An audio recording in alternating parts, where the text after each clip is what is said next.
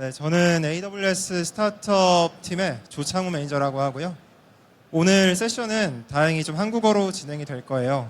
아마 많은 한국 분들이 오신 것 같은데 잘 부탁드리겠습니다. 오늘 아젠다는 총 4가지 정도 이루어질 텐데요.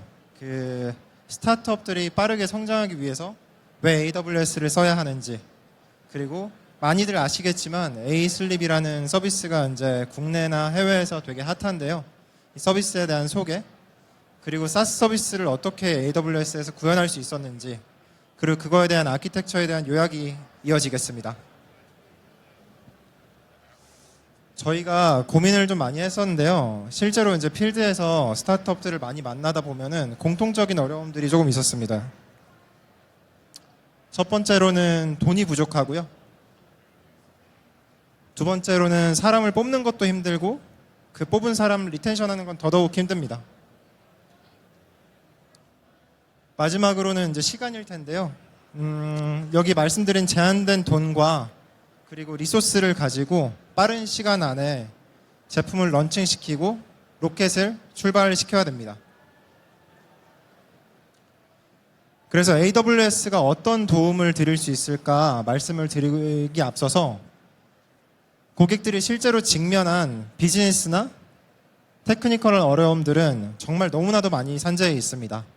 마케팅도 해야 되고 세일즈도 해야 되고 제품 개발도 해야 되고 너무나 많은 일들을 해야 되는데 실제로 스타트업들을 보면은 이제 한두 명의 코파운더 그리고 한두 명의 개발자가 이 모든 업무를 다 진행을 해야 됩니다. 그래서 실제로 이제 AWS 상에서 이제 성장해온 스타트업들을 많이 찾아보다 보면은 이런 이제 성장 과정을 많이들 거치게 되는데요. 창업 전에는 아마 대부분 되게 많은 희열을 느끼면서 기뻐하다가 창업 직후에 넘어와서는 갑자기 해피니스 레벨이 뚝 떨어지는 걸 보실 수 있을 거예요.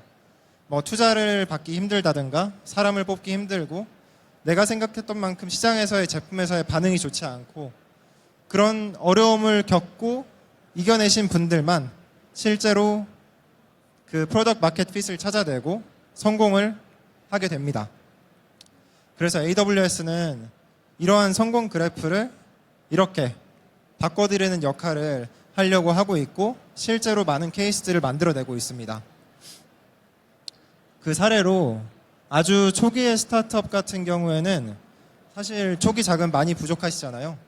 그래서 액티베이트 크레딧 같은 걸 지급을 해드리면서 번레이트를 최대한 줄여드리고 그리고 테크니컬 서포트를 같이 해드리면서 요즘 시장에 나온 뭐 세이지메이커라든가 베드락 같은 새로운 서비스들을 POC 해볼 수 있도록 금전적인 지원 그리고 기술적인 지원도 함께 해드리고 있습니다. 그리고 여기서는 이제 비즈니스적인 영역으로 나아가는데요. VC 서포트 스포트라이트라고 저희가 연계된 VC들과 함께 유망한 스타트업들을 소개해드리는 자리도 마련해드리고 있습니다. 실제로 A-슬립 같은 경우에도 창업 초기에 저희 VC를 통해서 본인의 제품들을 홍보할 수 있는 기회를 마련해드렸고 실제로 해당 VC로부터 투자 유치에 성공하였습니다.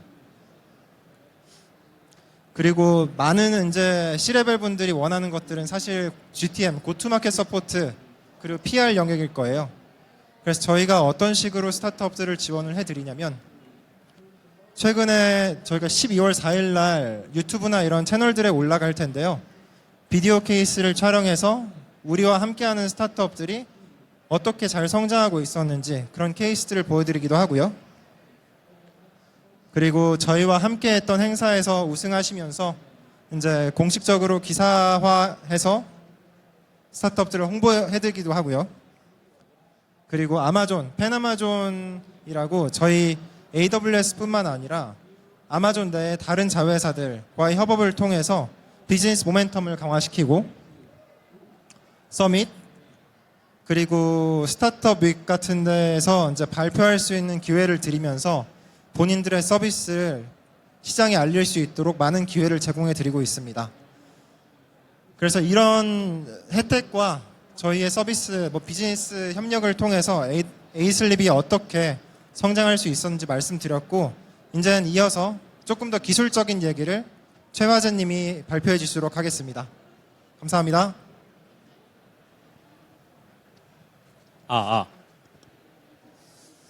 네, 안녕하세요. 저는 이어서 발표를 하게 된 에이슬립의 최화재라고 합니다. 우선 앞서 말씀해 주셨던 것처럼 저희는 AWS 스타트업 팀에게 굉장히 많은 도움을 받고 있고요. 덕분에 여기까지 또 올 수 있었고 이 자리를 빌어서 그래서 감사하다고 말씀드리고 싶습니다. 제 발표 아젠다에 대해 좀 설명을 드리면 저희 에이플립과 에이플립 플랫폼이란 저희 서비스에 대해 간략히 소개를 드리고요. AWS에서 수면 AI 기반 SaaS를 어떻게 구축했는지에 대해서 좀 설명을 드리겠습니다. 그리고 마지막으로 아키텍처 요약을 하면서 마무리 짓도록 하겠습니다. 네, 에이슬립 플랫폼 소개입니다. 저희 에이슬립은 마이크만 있으면 사람이 자는 동안 내는 숨소리를 통해 사람의 수면을 분석해 줄 수 있는 핵심 AI 기술을 보유한 회사인데요. 현재 사람의 수면을 가장 정확하게 분석할 수 있는 의학적인 방법은 수면 다원 검사라는 것이 유일합니다. 저 오른쪽 그림에 보시면 여성분처럼 몸에 20개 정도의 센서를 붙이고 병원에서 8시간 정도 자는 검사인데요.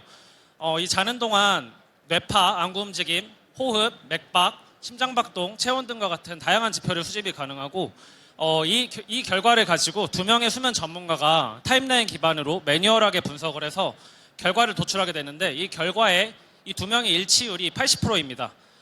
현재 전 세계적으로 수면에 대한 관심이 높아지면서 시중에 여러 가지 수면 측정 기기들이 나오고 있고요. 수면 다원 검사는 정확하지만 비용이 하룻밤에 100만 원이고 또 저렇게 해야 되기 때문에 불편하고요. 지속적으로 수면을 측정할 수 없다는 큰 단점이 있습니다. 저희 에이슬립의 AI는 사운드만으로 마이크만 있으면 매우 편리하고 저렴하며 또 매우 정확하게 분석을 할 수 있어서 시장에 많은 관심을 좀 받고 있고요. 저희 에이슬립의 AI는 수면 다원 검사를 정답지로 했을 때 약 69% 정도의 정확도를 가지고 있습니다. 이는 시중에 나와 있는 다른 기기들에 비해서 높은 정확도를 나타내고 있고요. 네, 저희 이 AI를 제품화한 것이 에이슬립 플랫폼이라는 저희 서비스이고 저희 고객분들이 저희 API와 SDK를 연동하시면 이런 식으로 수면 단계라던가 수면 효율, 일주일에 얼마나 잤는지, 호흡은 안정적인지, 코는 고는지 안 고는지 등과 같은 다양한 지표를 전달받으실 수 있습니다. 네, 사용자의 수면을 실시간으로 측정할 수 있다면 굉장히 다양한 변화가 가능한데요. 침실에서 조명이라던가 온도, 습도, 향, 알람음, 매트리스라던가 이런 부분들에 대해서 사람이 자는 동안 어떤 긍정적인 변화를 일으키는 것이 가능하고 또 더 나아가서는 수면 해석이라던가 지속적으로 수면 관리를 통해서 사람의 어떤 다양한 삶에 관여를 하는 것이 가능합니다.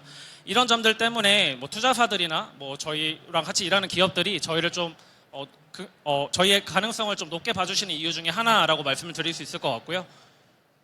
네, 저희는 얼마 전에 스탠포드 병원과 분당 서울대 병원과 이제 지속적으로 협업을 계속하고 있습니다.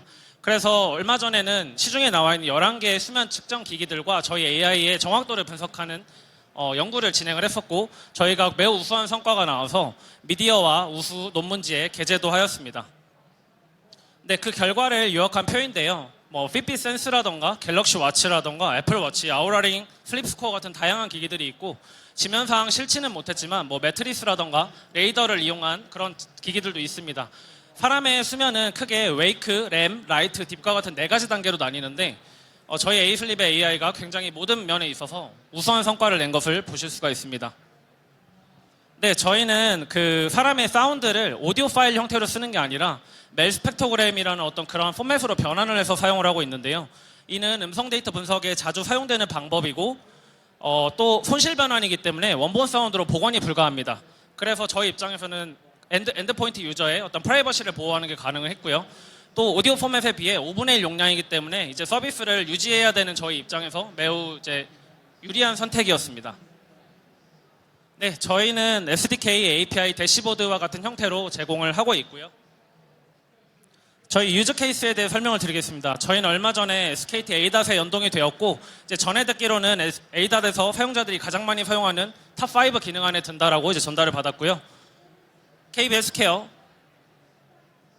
알로라라고 국함슬립인데 해외에 메디테이션 하는 회사입니다. LG화는 꿀잠온도라는 것도 진행을 했었는데요. 사용자의 실시간 수면 상태에 따라서 에어컨의 온도를 그때그때 조절을 해서 사람이 더 잠을 잘 잘 수 있게 하는 그런 POC를 진행을 했었는데 굉장히 긍정적인 피드백을 받았고 LG화는 이런 식으로 침실의 가전들을 연동하는 뭐 관련된 업무를 계속 진행을 하고 있고요. 이거는 저희 자사 앱인 플립루틴이라는 앱입니다. 현재 iOS랑 안드로이드에서 바로 사용해 보실 수 있고요.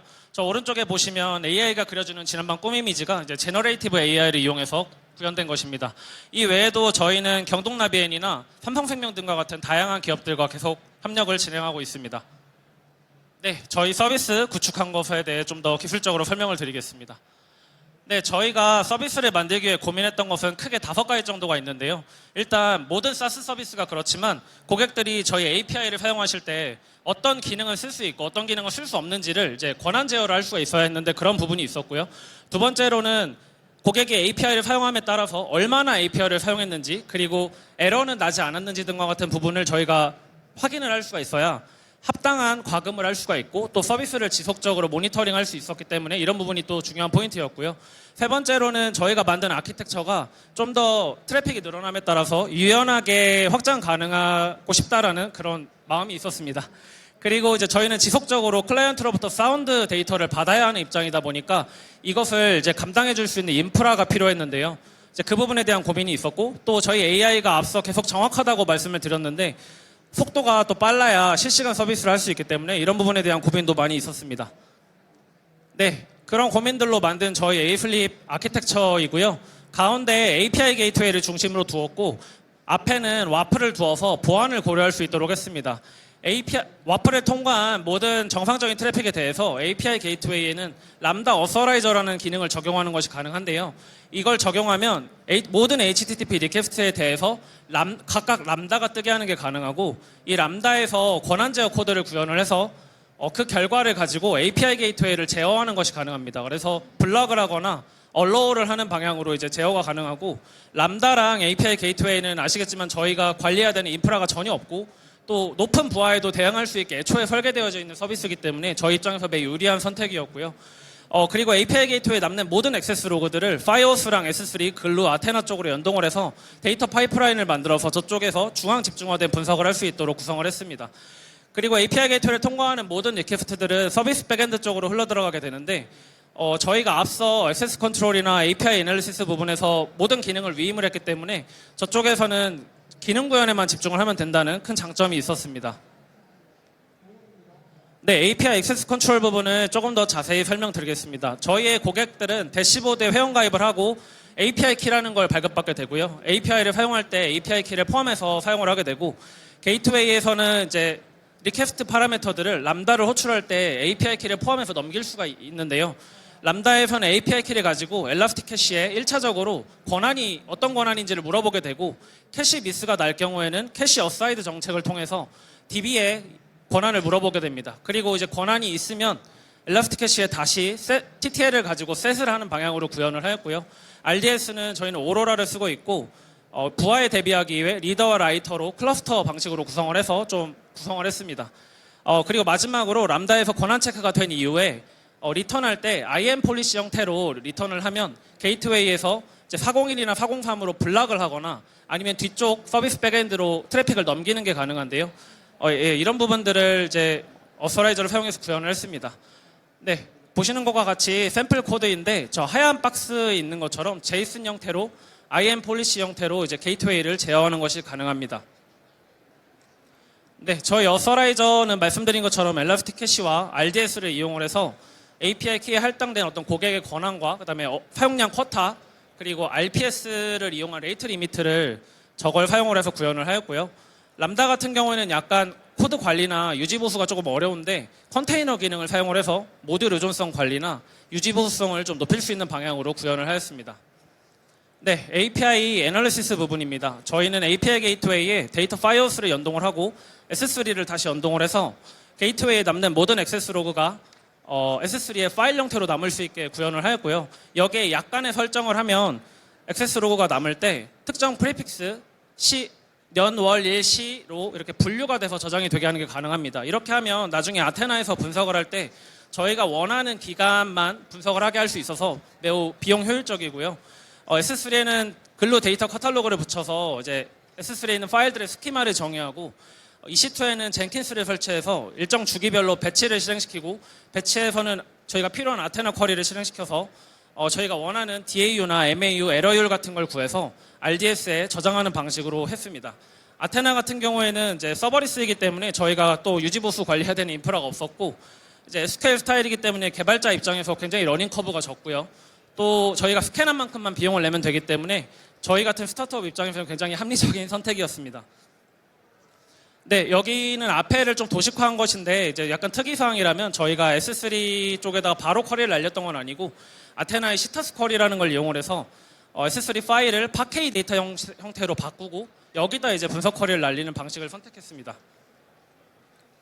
네, 이런 식으로 인프라를 좀 구성을 하였고 시타스 쿼리를 날려서 이제 파케이 스키마로 바꾼 다음에 저기에 쿼리를 날리는 방식이었는데 이렇게 하면 좀 더 빠르고 적은 데이터만 스캔해서 운영을 할 수 있기 때문에 저희는 약간 이런 방식으로 구현을 하였고요. 다음으로는 이제 하이 볼륨 사운드 데이터 부분입니다. 저희가 이제 지속적으로 클라이언트에서 30초마다 멜 스펙트로그램 파일을 업로드를 받아야 하는데요.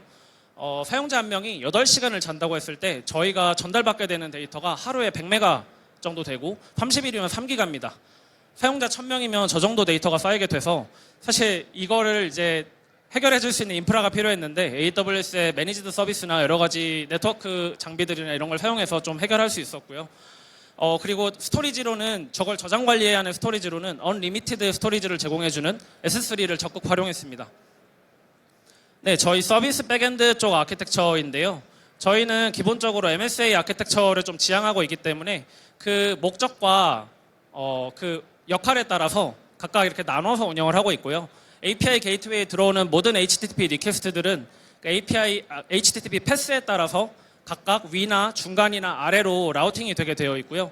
멜 스펙트로그램 같은 경우에는 이제 API 게이트웨이에 들어와서 위쪽으로 가게 됩니다. 그래서 ELB를 통해서 API 서버에 도달하게 되고 API 서버에서는 VPC 엔드포인트를 통해서 S3에 업로드가 되게 되고요.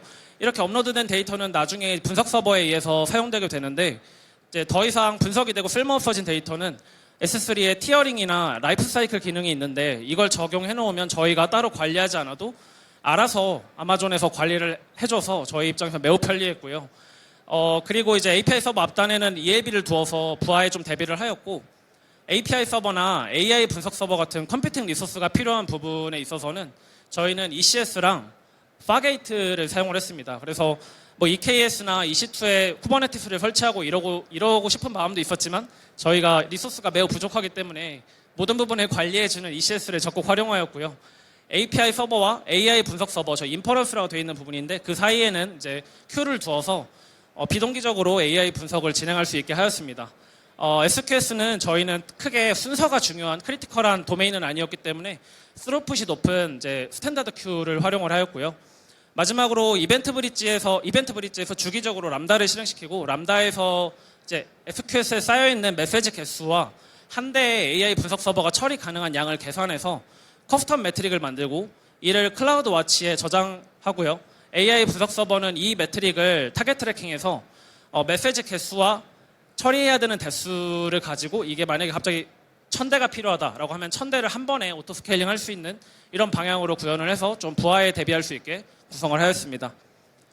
네, 저희 AI 서빙을 위한 좀 어려움들에 대한 부분인데요. 다음은 이제 저희 같은 경우 AI를 최대한 빠르게 돌렸어야 했는데 이제 사운드 파일을 멜 스펙트로그램으로 전환하는 그 과정이 또 CPU를 많이 먹고 시간이 걸리는 작업이었어서 저희는 SDK에 이 부분을 모두 다 위임을 하였고 클라이언트에서 변환이 돼서 서버로 올라오게 구성을 하였습니다. 그리고 AI 모델 자체도 좀 더 빠르게 돌아갈 수 있게 하기 위해서 AI 팀에서 지속적으로 네트워크 경량화를 하였고 저희는 이제 피처 익스트랙팅하는 백본이랑 피처를 가지고 이제 예측을 하는 헤드 부분을 분리를 해서 한 번 추출된 피처는 데이터베이스에 저장을 하고 중복으로 사용이 되는 경우에는 데이터베이스에서 가져 사용함으로써 효율성을 빼했고요.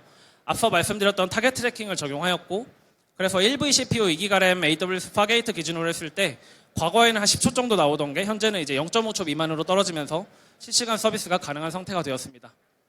네, 마지막으로 아키텍처 요약입니다. 저희는 앞서 말씀드린 것처럼 AWS 매니지드 서비스를 많이 활용함으로써 좀 문제를 해결하는 방향을 택했고요. 저희가 저를 포함해서 시니어 개발자가 셋이고 주니어 개발자가 2분인데 저희끼리 인프라 운영이나 뭐 구축, 기능 개발, 데브옵스 이런 것들을 다 할 수 있었던 것은 많은 부분을 이제 AWS에 위임할 수 있었기 때문이라고 생각을 합니다. 그래서 뭐 여러 가지 트레이드 오프가 있고 뭐 장단이 있지만 좀 잘 고려를 해서 선택하면 좋은 선택지가 될 수 있는 것 같습니다. 네, 제 발표를 들으신 동안 저희 에이슬립 플랫폼에 관심이 생기셨다면 왼쪽 QR을 통해서 좀 더 자세히 알아보시고 연동에 대해서 문의하실 수 있고요. 오른쪽 QR을 쓰시면 저희 슬립 루틴 앱을 체험해 보실 수 있으시니까요. 많은 관심 부탁드리겠습니다. 네, 제 발표는 여기까지고 준비한 내용에 대비 시간이 좀 없는 편이라서 좀 급하게 발표를 했는데 긴 시간 들어주셔서 너무 감사합니다.